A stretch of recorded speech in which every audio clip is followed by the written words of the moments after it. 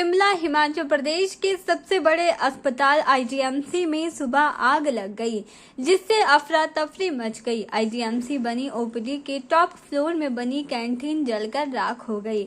सूचना मिलने के बाद पहुंची अग्निशमन की टीम ने कड़ी मशक्कत के बाद आग पर काबू पाया। गनीमत रही कि भीड़भाड़ वाले अस्पताल में जानी नुकसान नहीं हुआ है। इस आगजनी के कारण 50 से 60 लाख रुपए नुकसान का शुरुआती आंकलन है।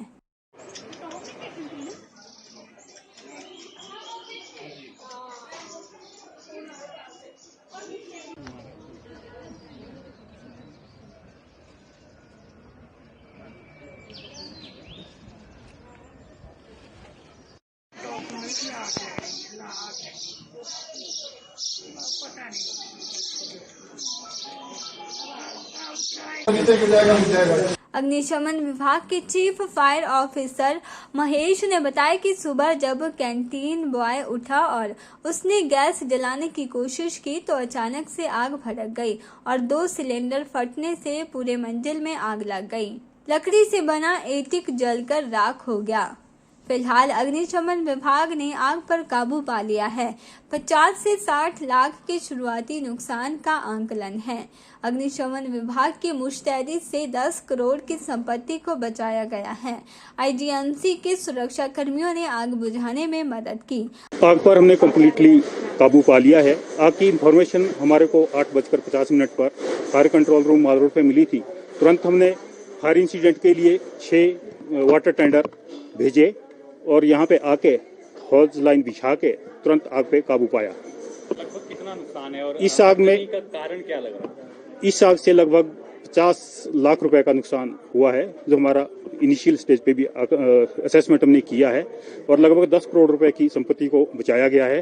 फायर ब्रिगेड ने क्विक एक्शन लिया है, जिस वजह से इतनी प्रॉपर्टी 10 करोड़ की लगभग बच गई है, क्योंकि इसमें बर्निंग मटेरियल बहुत ज्यादा लगा है। एटिक में लकड़ी का, जैसा कि देख ही रहे, वुडन स्ट्रक्चर बहुत है।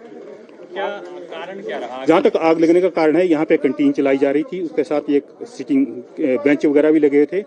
यहाँ पे बताया जा रहा है, जो कैंटीन के जो ऑनर है, कहते हैं जो उन्होंने यहाँ पे वर्कर रखा था, उसने जैसे ही गैस ऑन की उसी टाइम यहाँ पे आग लगी है। शायद गैस लीक हुई थी पहले। सिलेंडर यहाँ पे टोटल 4 सिलेंडर थे, 2 को बचा लिया गया है और 2 फट गए हैं।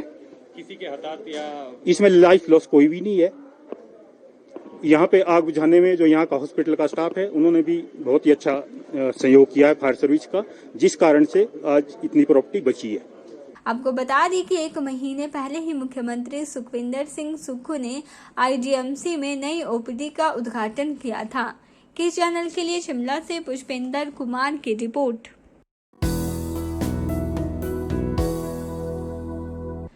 देवभूमि टैक्सी ऑपरेटर्स यूनियन मंडी ने इन दिनों निजी गाड़ियों को टैक्सी के तौर पर इस्तेमाल करने वालों के खिलाफ अभियान चला रखा है।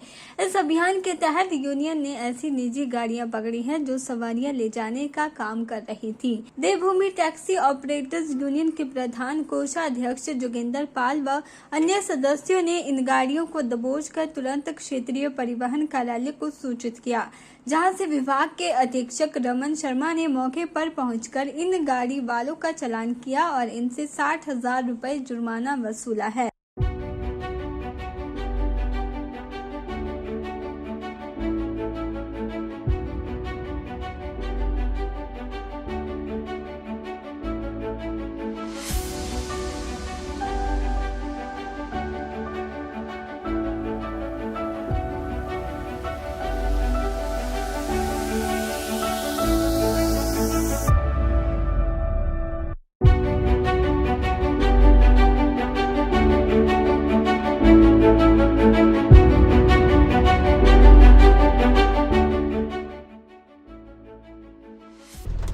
हमने पिछले 2 दिनों से मंडी में ये जो ब्ला ब्ला ऐप के माध्यम से प्राइवेट गाड़ियों में सवारियां ढोने का काम कर रहे हैं और भी प्राइवेट व्हीकल में जो सवारियां ढो रहे हैं लोग, उनके खिलाफ एक अभियान शुरू किया था और उसमें आरटीओ के माध्यम से हमने लगभग 70 और 80 हज़ार के बीच में इन लोगों के चालान कटवाए हैं और देवभूमि टैक्सी ऑपरेटर यूनियन मंडी की तरफ से मैं मुख्यमंत्री महोदय जी से, उप मुख्यमंत्री श्री अग्निहोत्री महोदय जी से निवेदन करना चाहता हूं कि ये जो ब्ला ब्ला ऐप है इसको तुरंत प्रभाव से बंद किया जाना चाहिए, क्योंकि इसमें घाटा सिर्फ टैक्सी वालों का ही नहीं है बल्कि HRTC को भी घाटा हो रहा है। तो मेरा सरकार से निवेदन रहेगा कि इस ऐप को और निजी वाहनों में जो लोग सवारियां ढोने का काम कर रहे हैं उन्हें रोका जाना चाहिए, जिससे कि इनके चालान कटवाए जाएं और सरकार को भी इससे राजस्व में बढ़ोतरी होगी और गरीब टैक्सी वालों को इससे फ़ायदा होगा, उनको काम मिलेगा जिससे वो अपने परिवार का पालन पोषण कर सकें। के चैनल के लिए मंडी से ब्यूरो रिपोर्ट।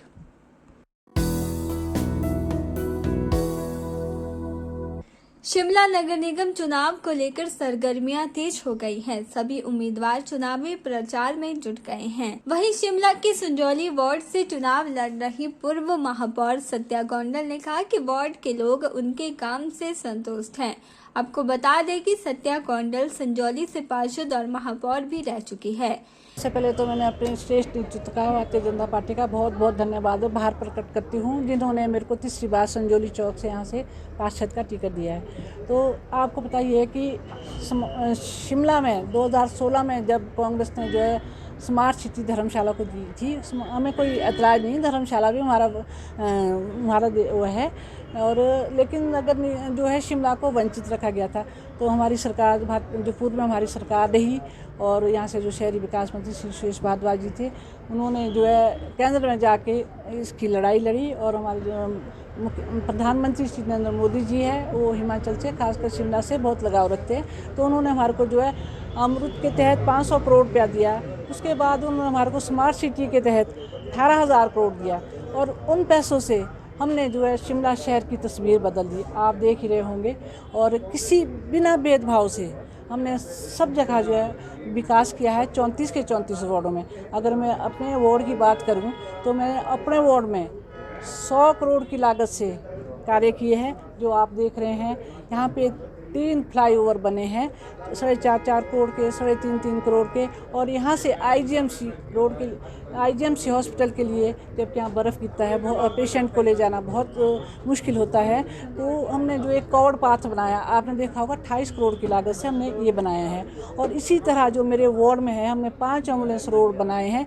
और आप देख रहे होंगे कि हमने कोई भेदभाव नहीं किया है। अगर मैं अपर नॉर्थ की बात करूँ, यहाँ मैक्सिमम कांग्रेस लोग रहते हैं, लेकिन नहीं, हमने कांग्रेस हम किसी भी पार्टी पे नहीं गए, क्योंकि हमारी पार्टी का यही आदेश था, चाहे कहीं कांग्रेस रहे, चाहे बीजेपी रहे, चाहे CPM रहे, लेकिन हर जगह जो डेवलपमेंट का काम करना है। तो आप जाइए, जो नॉर्थ होक के लिए हमने सड़क बनाई है जो कभी नहीं बन सकती थी, और उसके लिए हमने कोर्ट में भी लड़ाई लड़ी और आज हमने इस रोड को बनाया। और मुझे बहुत खुशी होती है कि ये रोड जो है जो कोई नहीं बना सका वो हमने बनाई है। और इसी तरह से आपने देखा होगा कि हर घर में, हर घर तक टाइलें, स्मार्ट रेलिंग। आप कभी ढिंगूधार जाइए, ढिंगूधार देखिए, आपके 2 पार्किंग, 2 बड़े बड़े पार्क, और ढिंग माता मंदिर के लिए हमने जो है लोग जो वहाँ पे मंदिर जाते हैं उनके लिए जो हमने स्मार्ट रेलिंग वहाँ लगाई, रेड स्टोन हमने वहाँ लगाया। तो इस तरह के हमने बहुत सारे कार्य जो किए हैं। और पानी की जो हमारी ये कहीं भी कमी नहीं है। और हमने 3-3 इंच की पानी की लाइन बिछाई हर वार्ड में। मेरे ये कोई भी वार्ड ऐसा नहीं है जहाँ से 4 इंच से ले 4 इंच की जो पाइप थी उस सीवरेज की, उसको हमने 6 इंच में बदला है।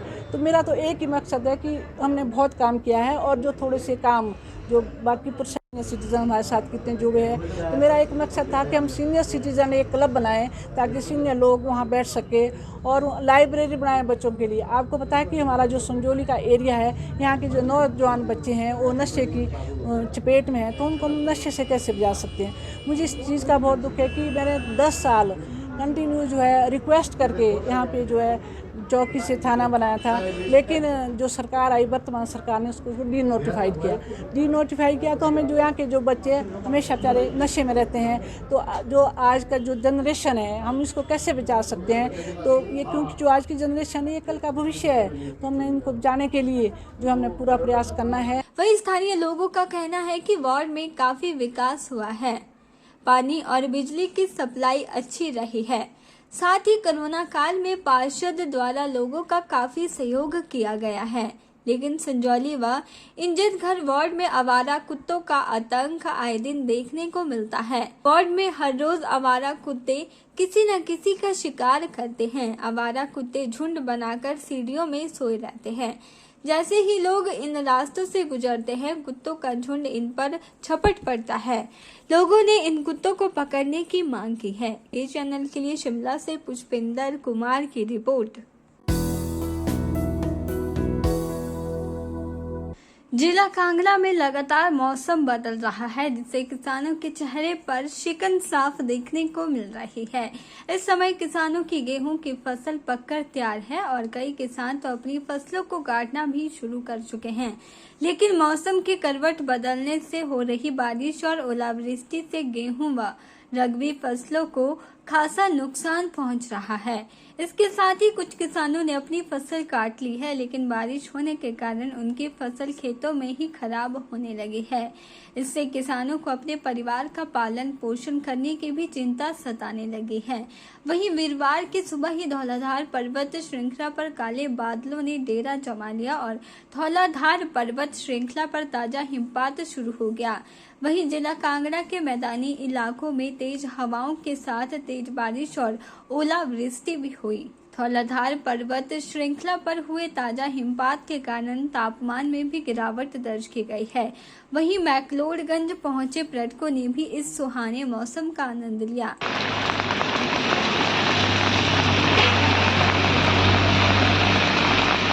एजुकेशन बोर्ड नीचे जी हाँ जी बस ले रहे थे ना अच्छा 5-6 रुपये लगने तेरे एजुकेशन बोर्ड का बस ये मिल जानी है कॉलोनी तो अच्छा जी हाँ जी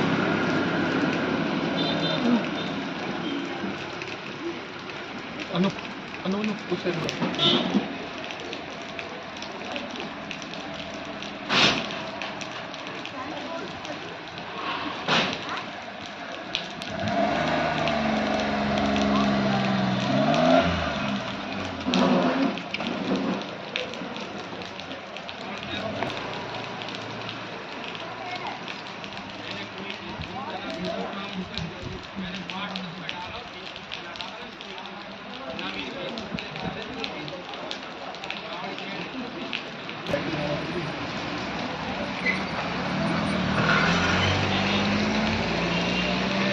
वहीं मौसम विभाग से मिली जानकारी के अनुसार पश्चिमी विक्षोभ के सक्रिय होने के चलते एक हफ्ते तक मौसम खराब ही बना रहेगा।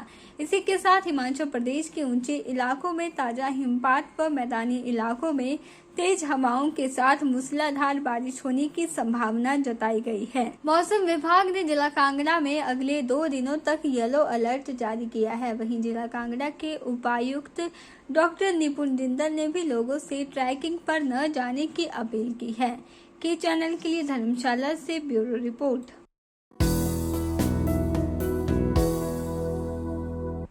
हिमाचल प्रदेश सेंट्रल यूनिवर्सिटी के स्थायी कैंपस को लेकर अब अखिल भारतीय विद्यार्थी परिषद ABVP किसी भी तरह के समझौते को तैयार नहीं है।